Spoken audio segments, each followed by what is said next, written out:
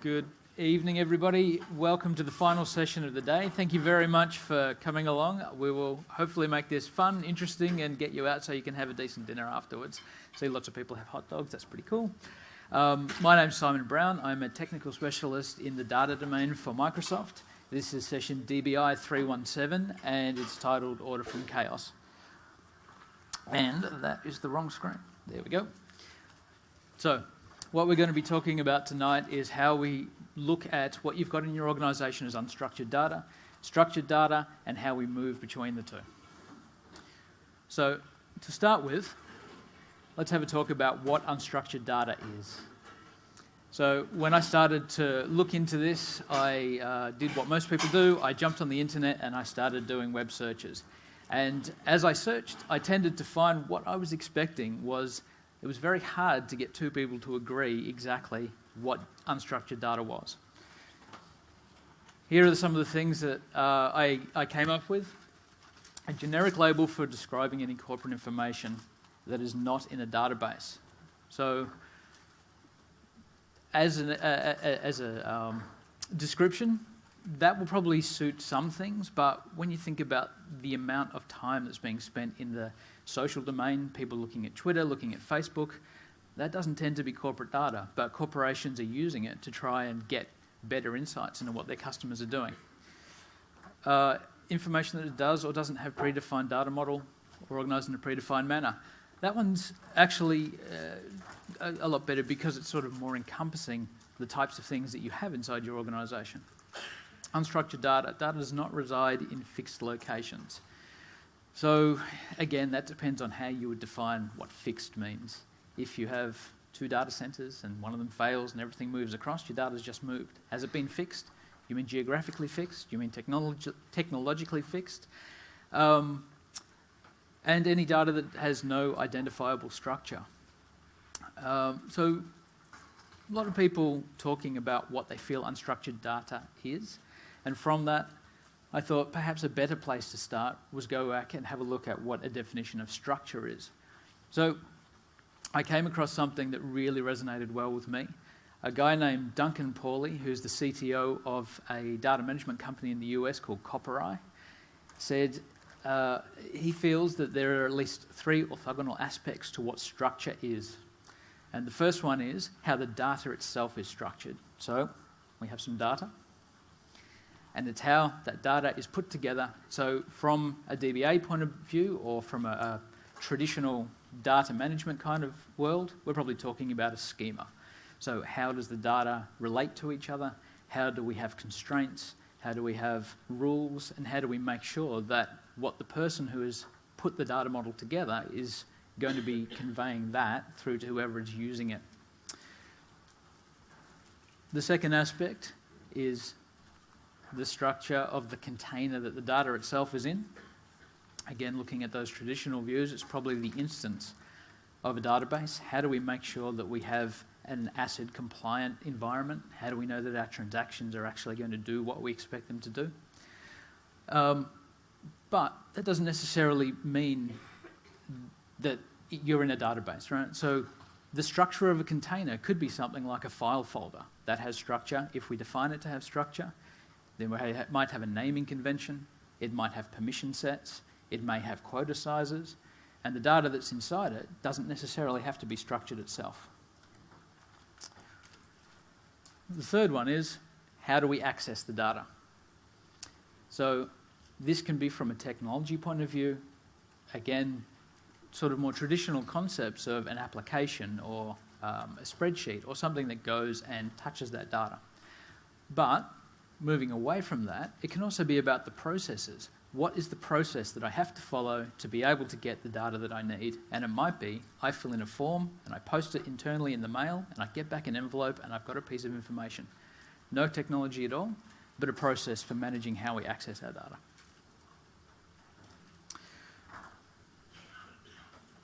So why is unstructured data important? No talk's really good without a couple of quotes from Gartner, so here are mine. Unstructured data doubles every 3 months. That sounds like a lot. And 7 million web pages are added every day, which also sounds like a lot. Is that something that is useful to us? Potentially. 80% of business is conducted on unstructured information. Now, this one I paused on for a bit. I had to have a think about this, but the more I thought about it, the more I thought that actually probably rings quite true. So somebody decides that they want to, somebody's working in, say, stock trading. They get an email through that says a company is going to be doubling in value over the next year and you should probably buy some stocks. Get on the phone, buy them. Was that a good decision? Possibly. They might really trust the person who sent them the information. But what if they also have stock data that says in the sector that this stock was trading, it's never doubled anywhere in the last 100 years? Or what if they found out that that stock itself had never been above 10 cents more than it was currently sitting at? Would it make you choose a different thing? Would you necessarily go ahead with the trade immediately? So this is something where we will be looking through, is how do we take what was that piece of unstructured data and joining it to slightly better information or different information to get a better outcome. And the last one isn't Gartner, it's from the Butler Group. 85% of all data is held in an unstructured format. So we've been through our definitions of structured and unstructured. Really, I think what the takeaway from this, though, is structured is what your organisation defines to be important to be able to do business. Unstructured are the things that perhaps haven't had that rigour put around them. They're not currently sitting in traditionally what would be a database, or they're not falling underneath a process that says the structure of this says when A happens, B then has to occur afterwards. And this is where we're heading into, that for all of those other pieces of information, occasionally we might need them. Occasionally they might be tactical. They may have to become strategic. And how do we use them tactically and move them into strategic? So, what are we working with tonight? There are a number of technologies that we're going to talk about as we try and harness the processes around structured and unstructured data. In the unstructured space, we're going to be talking about Excel and files and internet data. In the semi-structured space, which is where we start to move things into not full rigidity, but a level of user-based fluidity, SharePoint, Excel services, Service Manager. On the far side, we've got our structured data of SQL Server 2012, analysis services, and integration services. And then across all of those three, we'll pull things together with the BI stack, SharePoint, Power Pivot, Power View, and hung together through the BI semantic model. What we're not going to talk about tonight is Hadoop. So, let's start off with a story. A couple of stories, a couple of demos. Meet Bob. Bob's a sales manager. He's a sales manager in Scotland, and he's got some stores that he needs to work out inventory for coming up to the Christmas period. So he's been looking on the internet, and he's seen a piece of information that concerns him for the area that he's in control of for his retail work. He looks after PCs and tablets and mobile phones. The information that he's come across says that PCs are in decline and tablets and phones are on the uptake. And that's fine, but he wants to try and use that information that he's found to manage what his inventory is going to look like for his purchasing period coming up to Christmas. So, he has a number of business requirements here, one of which is he wants to create his report quickly. It's the start of December, he needs to order his inventory and get it in store. He needs to turn his personal information, what he's found on a website, and he wants to join that with his corporate data to turn it into BI. He wants to use his outcome to do his immediate purchasing plan, and then afterwards, he's going to discard it. No longer relevant, the Christmas period is done, and he's made his decisions. So let's have a look at how Bob would do that.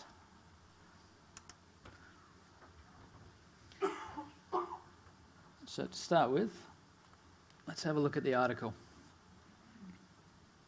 So this is from April this year, and this is PC Tablet Review, quoting Gartner. 116 million tablets shipped last year, growing to 197 million this year. And PCs, from 350 million down a bit to 339 million. So Bob's been working with data a bit, and he's just popped that into a notepad file. He's given it some nice headers, category, last year, this year, comma separated. So for this company, cell phones is the category that they use for all tablet phone devices, and computers are traditional PCs.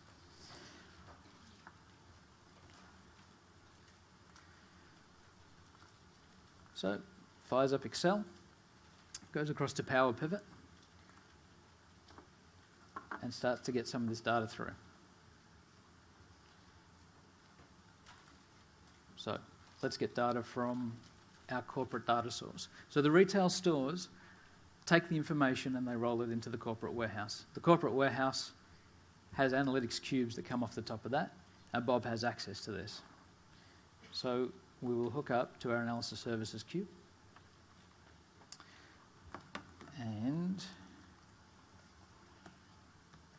when I was setting this up, I knew making it called multi-dimensional was going to really be a problem. That's all right, I spelt it. There's our retail database. Okay. Now, we're going to have a look through the cube and have a look at what those sales figures, the actual sales figures were from last year. So, the things that we're interested in are having a look at our sales amount and our sales quantity. But we're only interested in Bob's stores, and let's just make that a bit bigger. So in geography, we're only interested in Bob's stuff. He's in Scotland, which I think is in Europe, in the UK, and there we go. And under there, we can confirm those 2 stores that Bob has. We're only interested in last Christmas. So we'll move our date field up into here, and we'll say 2012 in Q4 in December, and we're only interested in putting it in for those days leading up to Christmas. 1, 2, 3, 4, 5. Okay. And we're interested in the products. So we have a product category, and for that product, we're only interested in Bob's domain of those 2 areas there. We just want to be sure that we've got the right stores. Turns our data, and there we go. So pull that out of the analytics cube. Great corporate data source. And Power Pivot works that as we build the semantic model, so what we're doing is modeling, and it will pull the data up out of those data sources and allow us to work with the data encapsulated in what's become an analysis services cube sitting on the desktop.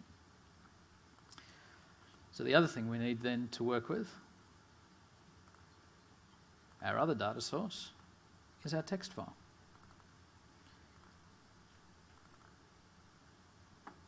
Which we're saying is a comma-separated file, and there's the data that we had in there, and let's join those 2 things together. So we now have the 2 tabs in here. This is our category. That's our store. And we have our sales amount and our sales quantity. So to be able to get a prediction on how many devices we're going to need in store coming up for the period, we're going to have a look and see what the percentage change here is. So if anybody has had a look at this, there's a full rich language that comes with this called DAX, which is incredibly powerful for working with these tabular analytic models. In this case, we're going to do a percentage difference.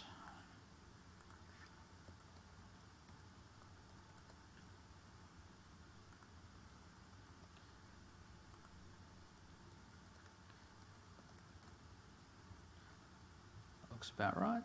We're going to call that percentage difference. And let's make it a percentage, right? So that looks backwards. That's all right. I'll stick that there for the moment.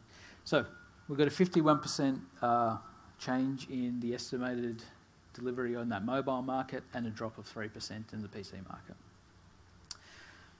So what are we going to do with that number?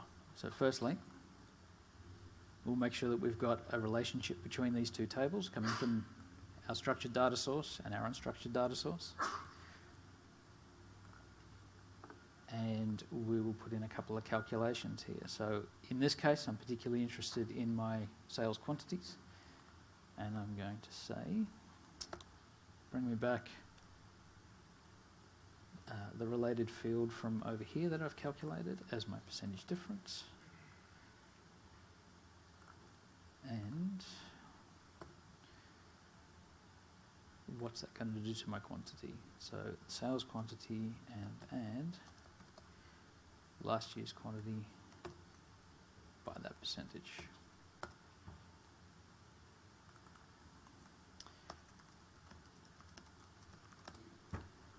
Okay, so what we've done here is built a fully formed BI semantic model and the cube that sits behind it. With that data now, pull it back into a pivot table, and we can start to work with the data and see by category,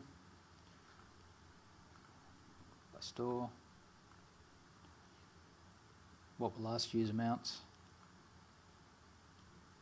and what are the predicted amounts that I might want to go and purchase before I get up to the Christmas period. Okay, any questions on that? No. All right, so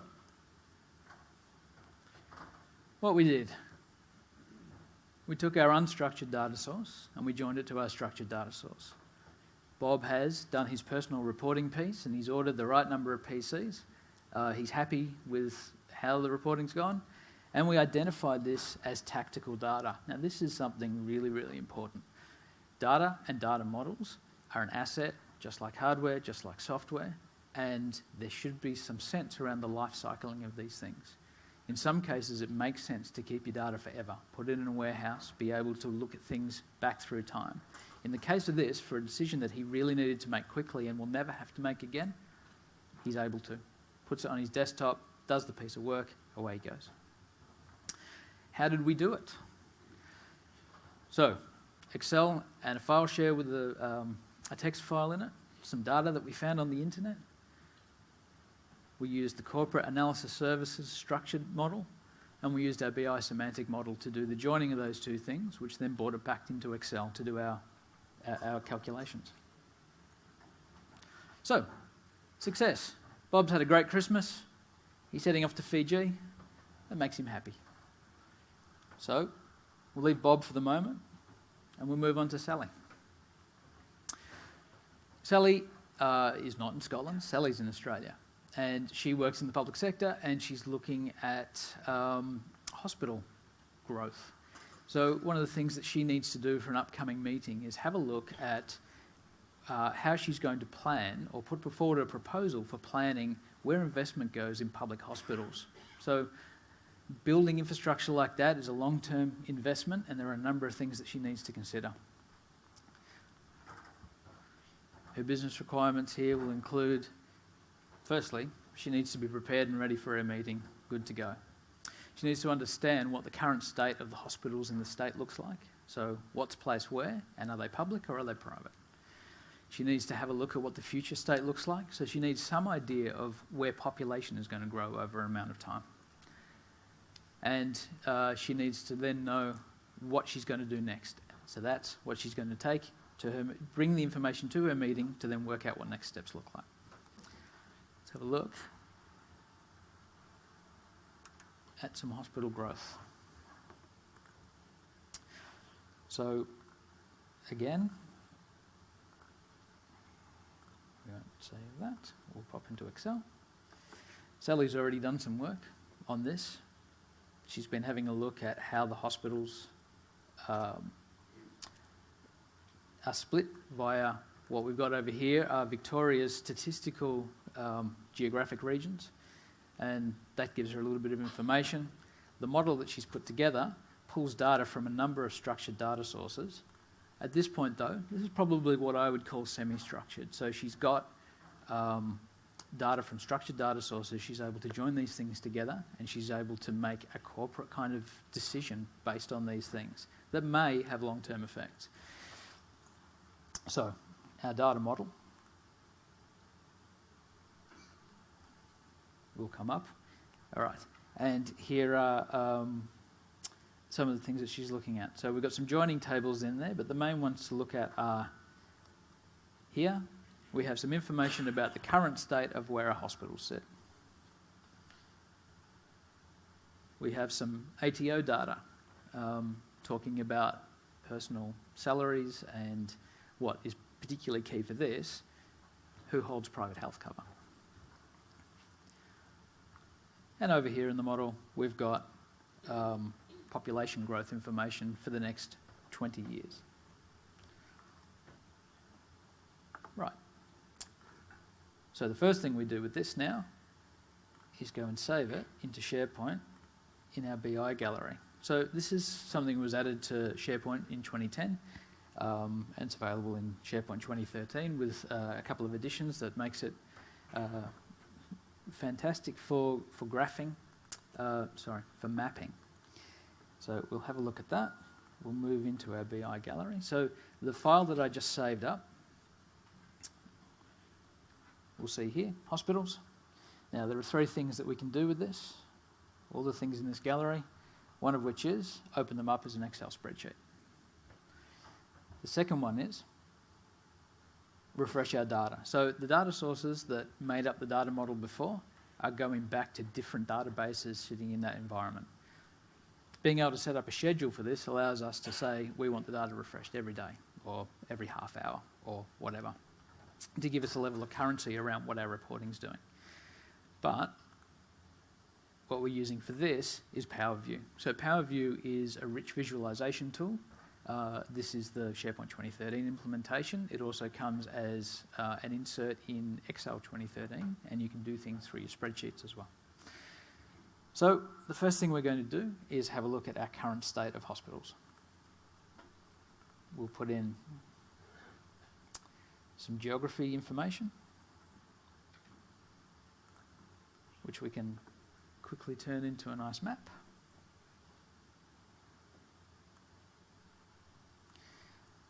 And what we're interested in seeing here is the split between public and private. So, current state of hospitals. Okay? So, that's a good place to start. The next thing to see is, of those hospitals, where do they sit in the statistical geographic locations currently? So we will have a look at, by hospital postcode,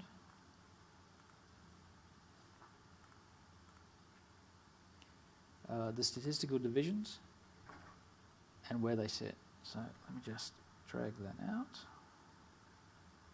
If I can find the corner. There we go. Can everybody see that okay? Right, so this allows us to see that the colours show us which the geographic regions are, and the points are currently the number of hospitals that are available. Doesn't matter whether they're public or private in this case. We were able to put in the statistical subdivision name as a slicer here, which are just the names of the suburbs, the statistical subdivisions there, and we were able to drill through them to really drill into the data and see what we've got. So we know where these are. We now need to have a quick look and see what the population growth is going to look like for Victoria. So we will go to our population data and grab these over time. Might help if we have a new sheet to do it on.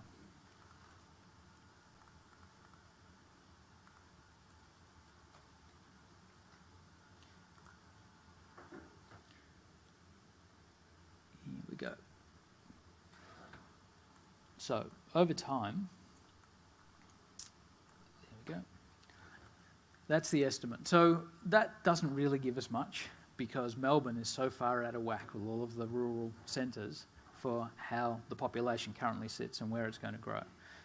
But Melbourne's probably not where we want to be looking either. So let's put that statistical subdivision into our filter area here. And we can, if we can read it, take out Melbourne. We'll put them all in except Melbourne. Okay, so that gives us a slightly more interesting graph to have a look at. So you can see the ones down the bottom, regardless of where they start off, are all fairly flat. But the two up the top seem to be growing quite a bit over the next 20 years. So what we'll have a look at then is what are these two? And the first one,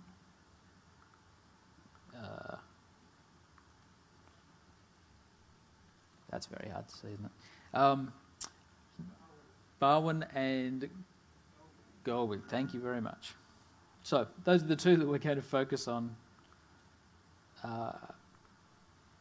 as we move into our next thing, which is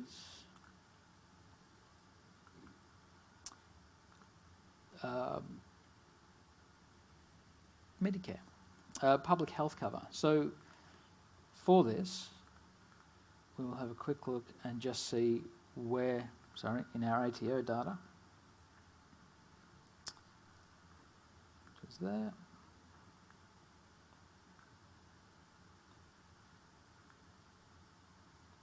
The number of individuals, the number of people with private health cover, and the places that they live that we're looking at. We're going to put that into a graph, and we're going to make that a 100% cluster graph.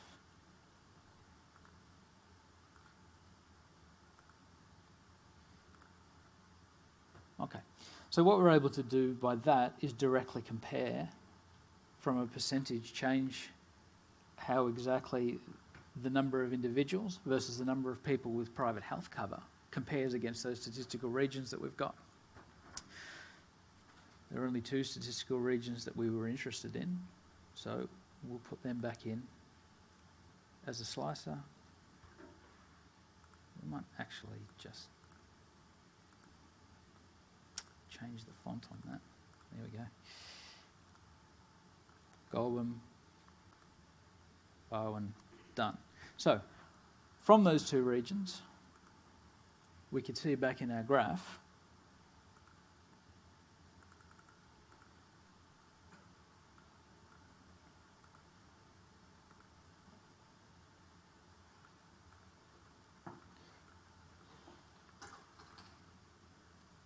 that was not what I clicked.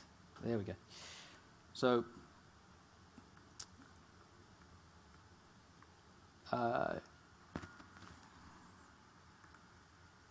sorry. So this is the Barwon area, this is the Goulburn area. And coming through to here, we can see that the number of private health, people holding private health cover in Goulburn is a lot less than Barwon. So as we're looking through our planning for what we're going to be doing in the future, Goulburn is possibly the place that we were going to be looking at prioritising spending our money. So once the graphs have finished going in, we will save this.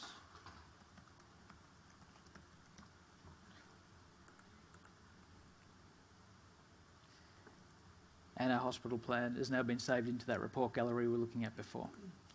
Now that we've finished it, we can also save that off into PowerPoint. And we can use this as the basis for the meeting. So start with this, add in the slides explaining what the story is doing.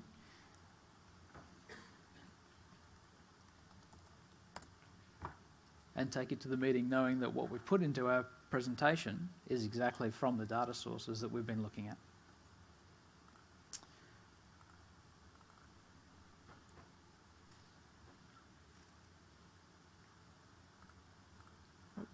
And there we go. That's our PowerPoint presentation there. So with all of these things, as they embed into the PowerPoint presentation, you see you also get this interact button down here. And if you particularly in your presentation wanted to start working through the graph, zooming in, choosing the filters like we did, you're able to do that directly out of PowerPoint as well.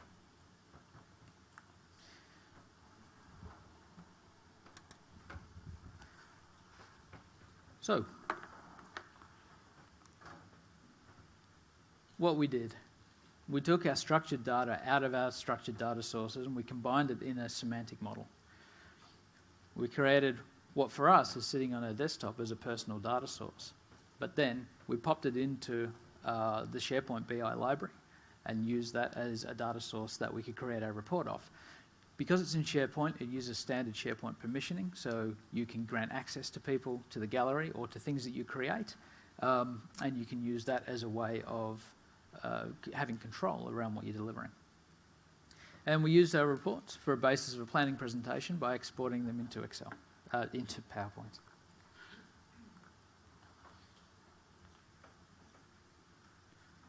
And these are the tools that we use to do it. So again, in our unstructured space, we have Excel and our internet data. In the semi-structured, SharePoint and Excel services. And in our structured space, SQL and analysis services in the tabular model mode, which underpins the BI gallery. From the business intelligence side, we use pretty much everything that time around. So Sally's got what she needs. She's had a successful meeting, and she's decided to fly off to Fiji as well. Because she's in Australia, she flies that way. So, finally, meet Simon. Does he look familiar? So, he's just bought a house, and being a hardcore user of data, he's built himself a little data warehouse of all the sales of houses around him, so he can feel good about his purchase, and also know that he has a bailout strategy if he needs to. So he's got this data that he is building in his data warehouse, which he wants to keep for other uses. He's got a requirement to think that he's made a good purchase. And he needs to understand that if he needs to go somewhere, let's have a look at the agents that he needs to be able to do it. So let's have a quick look at this.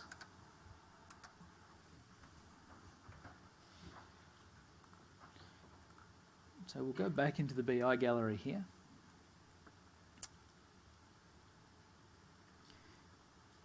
And what we have here is a number of reports that are already put together in Power View.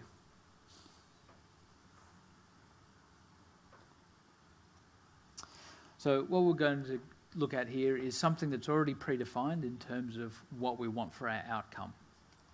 The data will then be dynamic. So this is all built off a Power Pivot model that is coming off the data warehouse that has this data included. So this is the area around this nice lake here. 3 surrounding suburbs. And these are the sales that have happened in the 3 months since the purchase.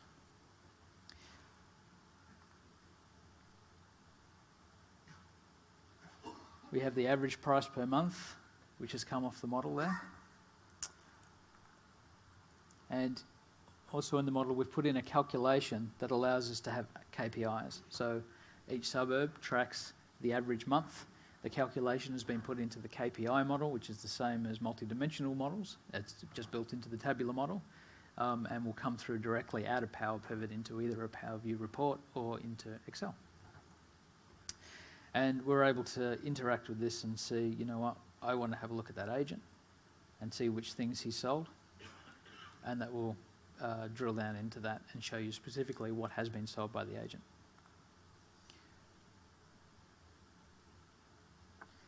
And then we have an idea of average price per suburb, which also we can drill through, and sales by geography per agent.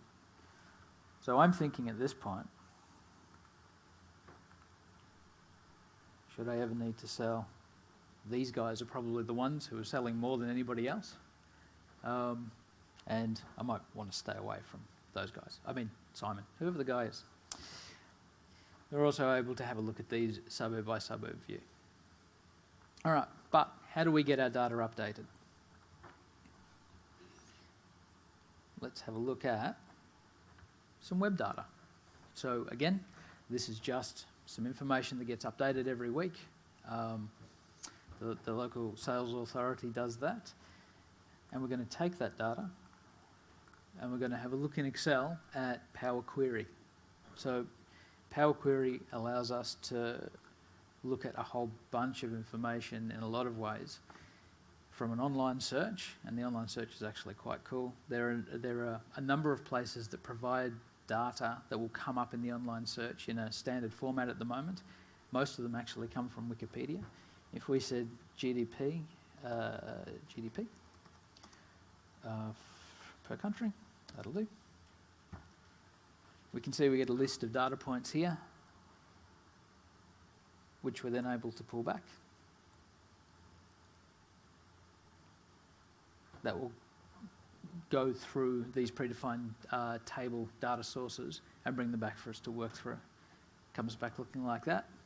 And it gives us this new filtering and shaping tool, which is sort of the underpinning part of Power Query.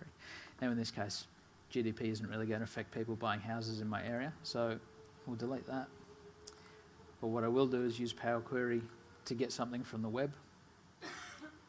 And you can see here there's all the other data sources, databases, file sources that you would expect. So we'll pull back that data page, and it's found that looking through the HTML, there's one table in there and the standard document information. Let's have a look at the table and see what information we've got in there. So we don't need that in there. So what we're going to do is use our first row as headers. Coming across to here, we probably need to have the suburb in there. So we'll say insert column of 101. And that will possibly do us for this. So what you see over here on the side are the steps that I am doing as I go and transform my data. At any point, if I've decided I've done something wrong, it's non-destructive, you're able to step back through and see exactly what you've done. And at any point you can delete a step and then go back to doing it. Something that people who work with data all the time will love is you can automatically unpivot columns. So if you've got spreadsheets and people who put their data across, you click the button and it all magically just works. So we've got our non-awarding data there, and I probably also want to get one more. We're going to get Power Query, and we're going to pull from the web surrounding suburb of Blackburn. Great.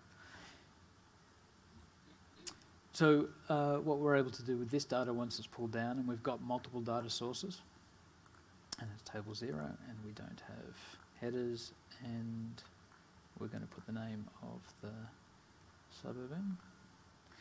So there's a full language in here as well for being able to manipulate the data we've got in the columns. There is, if you have a look in the help here, Power Query formulas, 120-page document explaining how all of the formulas work and what they do. In this case, I'm just putting in some text.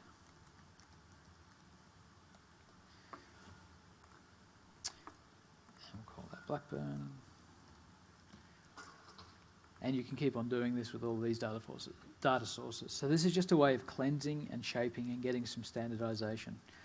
Before we go and pull it into anywhere, we might want to join those two data sources together. There we go. Done. Happy. And I'm going to call that my sales data. So, or maybe even my house data. So over here on the side, you can see that all of the data that we've worked with here can be loaded into the data model. And because of all of these things are chained together now, anything that we change anywhere through that will flow all the way through into our data model. So let's save that off, and we're going to put it into our SharePoint document library, and I'm going to call that house sales. 4th of the 9th, 2013. So we've taken our unstructured data, we've moved it into SharePoint, which I'm quite comfortable calling semi-structured data. There is a nice container there which structures it for us, but the data itself probably is still slightly freeform. And I want to get that through into my data warehouse, which is where our ETL processes come in. So we're going to create a new project. We're going to create a new SSIS project. And because Excel Services allows us to serve up these documents via a URL, all of these things immediately become a consumable data source. So in our library here, there's the new file that I just put in. There's the URL for it. And in my data, I put in data flow task, put in my data source,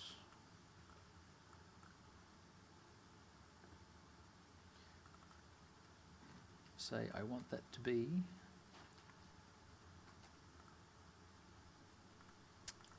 you would do that, wouldn't you?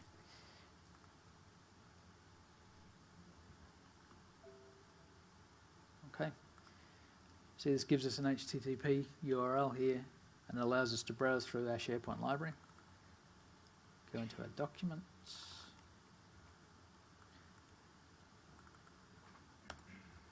All right, don't let me into my documents.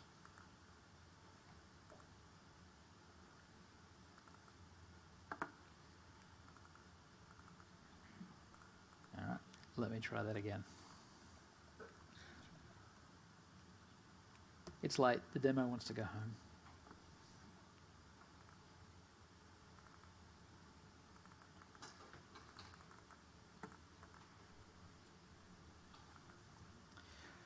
All right.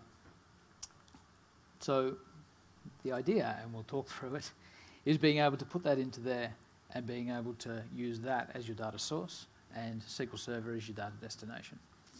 Run the SSIS job and it will just flow on through.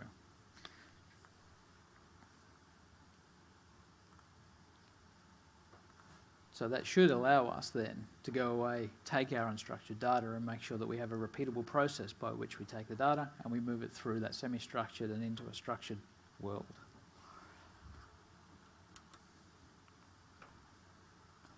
All right.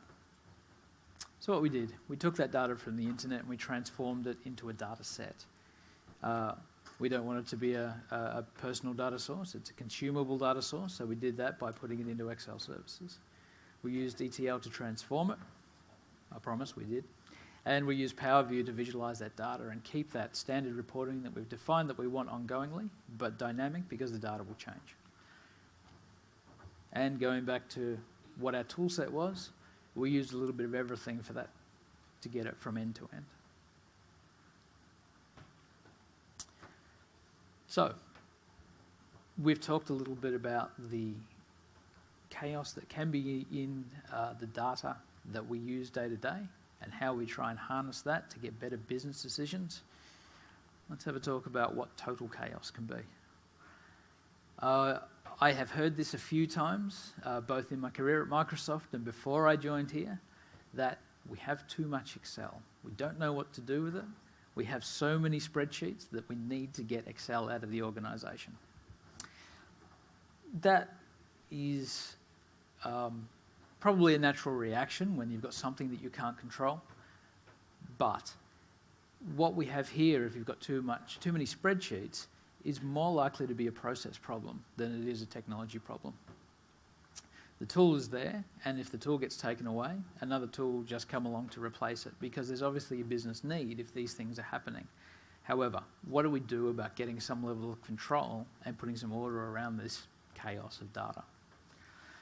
Luckily, there are a number of things that we can do to try and help make this easier, one of which is discovery. So SharePoint 2013 has an audit and control management system which allows you to take a lot of that data and work out whether it's low or medium risk, where exactly it should be, who exactly should have access to it.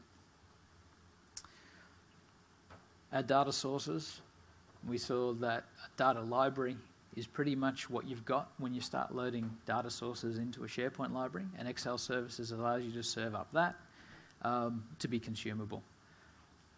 We've got over here in our data flow a for loop container, and basically that will let you go through all of the data that you've got in that published URL and keep making decisions about, do I keep it or do I not keep it? And change control. So we've taken these data files out of a personal space and put them into a corporate space, still managed by a person.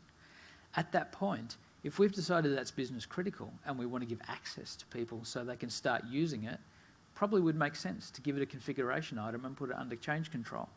Because if somebody's gone and built a warehouse based off your Excel spreadsheets and you change them and you break the warehouse load process, that's probably not a great thing. So this allows us to put that process in place of, I have important data, my important data can impact other people, and if somebody's going to change it, either upstream or downstream, let's put it through a change control process. The tool sits over the top and allows you to then start using some of these things as a little bit more than perhaps you're able to at the moment. So finally, what does overall success look like? We've got Bob, we've got Sally, they both jetted off somewhere on a holiday. Who knows if they end up in the same place? But at least if they do, we know they've got something to talk about because they both had successful BI stories. And with that, if anybody has any questions, I'm more than happy to take them. Yes?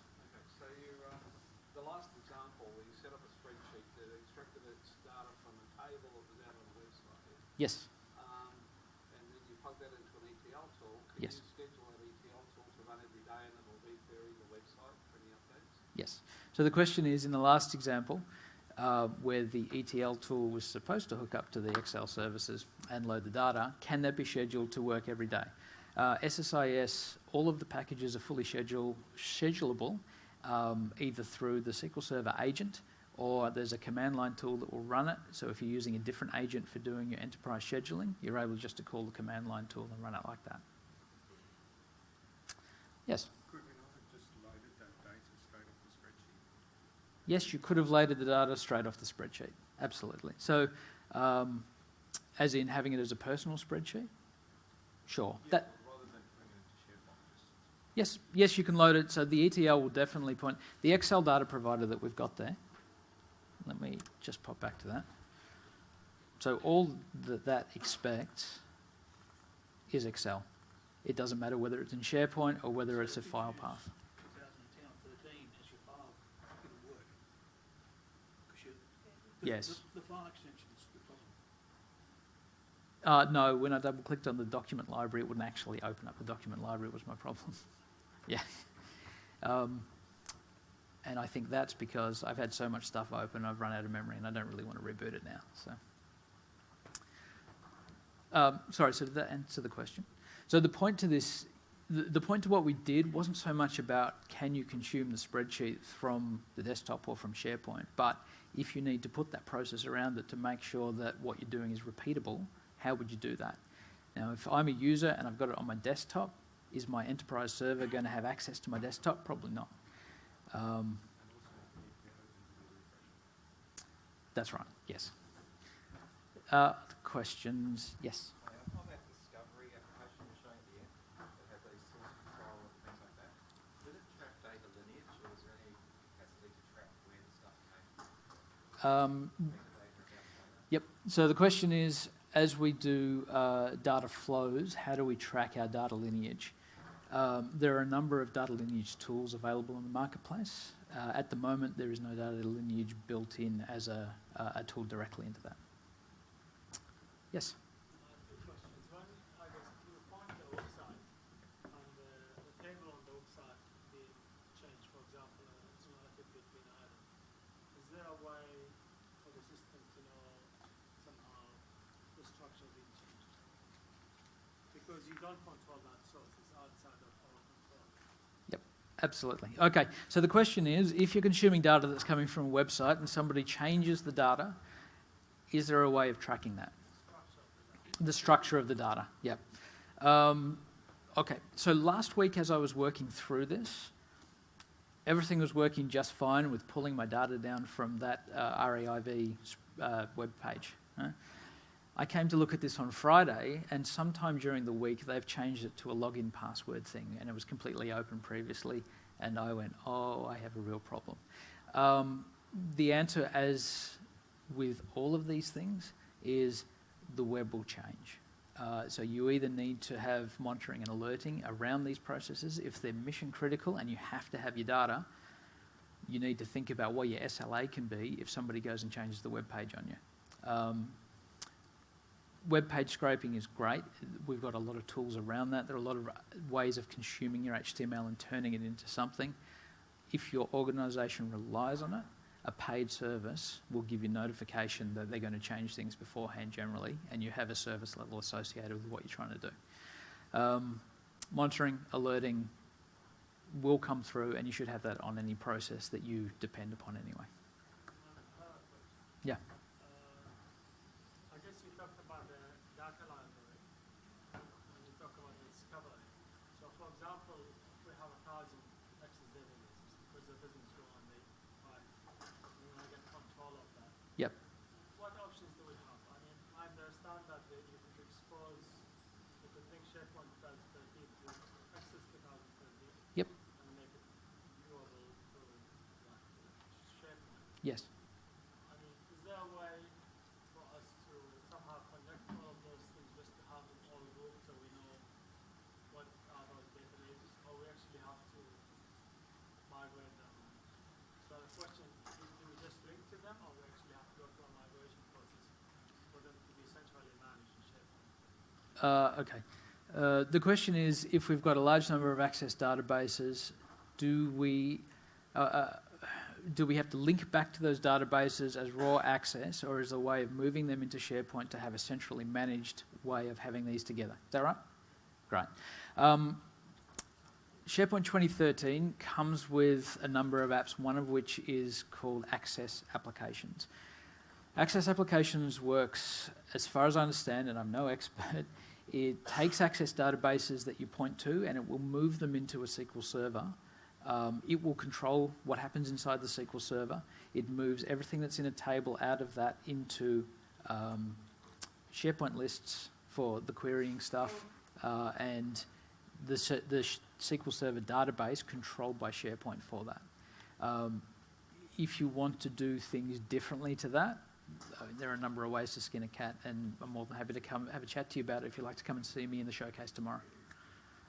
Anybody else? Yes? You were using the Excel data services. Is there any way to schedule that using an enterprise scheduler and then know that it's actually refreshed before you go and trigger your SSIS job to go and suck the data out? Sorry, what was the first one? Scheduling the refresh? Yes, scheduling refresh of the data. I mean, you can say it's scheduled every hour or something. Is there any way to schedule that Yep. through an external scheduler?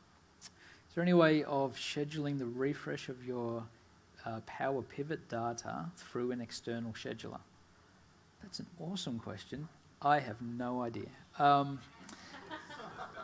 So, as I can think of a number of workarounds immediately. You can set the refresh in the library, and that will.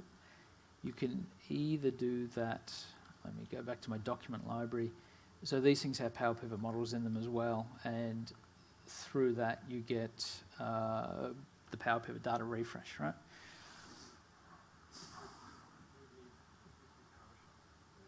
Yeah, possibly. If there's an API that will let you do it, then yes, you can do it through scripting, right? I'm not entirely sure that there is. Why don't you come see me tomorrow in the showcase? I'll write it down and I'll get back to you. I'll take your email address. Somebody up the back, yes. In the last example, the data was saved on the SharePoint. The Excel file was saved on the SharePoint server, Yes, right? And then SSI package took the file and put it somewhere. yes. How the data will be updated in that Excel file? How do they know? The Excel file is pulling Yep. data from the web. Yes, yes, it is. This is the thing that has happened with the user. Yep. And then we took the file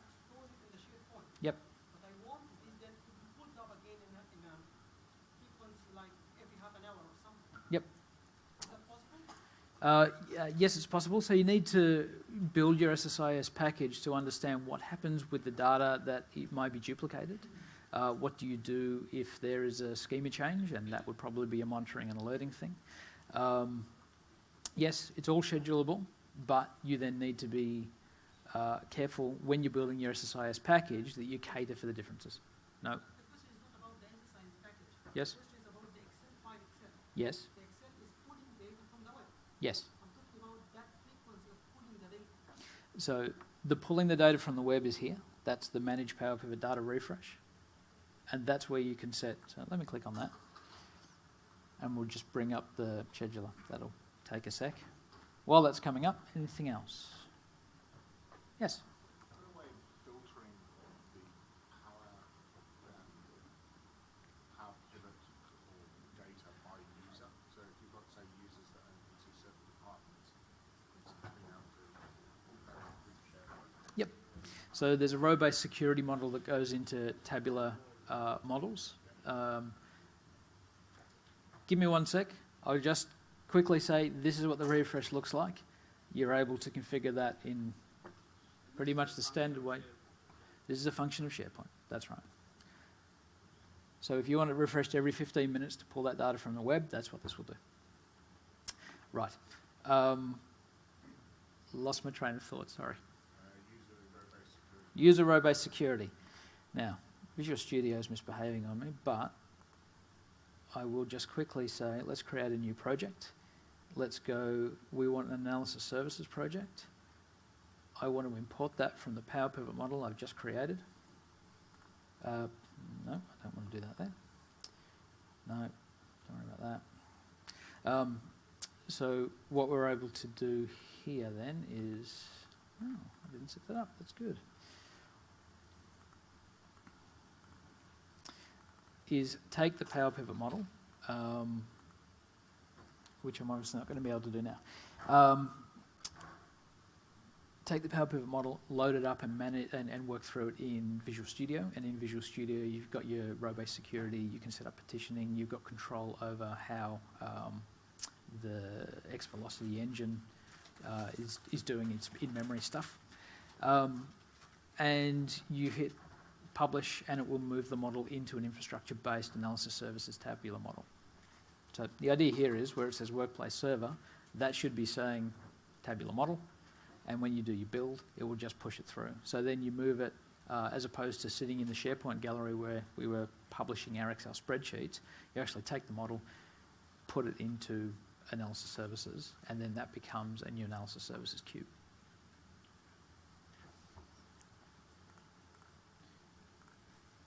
Anyone else? Yes? What version of SSIS is that? It looks like SSIS 2012. It is 2012, yes. Is it 2013? Yeah, 2013 is... The interface looks different. Okay, so, yeah, so with... Let me try opening it back up again. Visual Studio 2013 has two add-on packs to it. One is the SQL Server add-on pack, and the other one is the SQL Server BI add-on pack. This is the BI add-on pack that we're looking at, and this adds in the Power Pivot consume tabular model pieces. They're both free downloads off the Microsoft site, and you just install them with this. Anyone else? No? All right, cool. Thank you very much. Have a lovely evening. Appreciate it very much.